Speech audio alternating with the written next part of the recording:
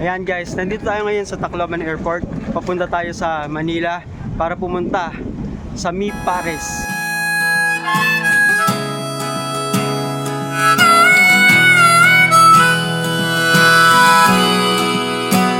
At nakarating na nga kami sa Maynila. Grabe, sobrang exciting guys. Ayan na, sumakay na kami sa LRT papunta sa Abad Santos Station. At eto na nga, nakarating na kami sa May Pares.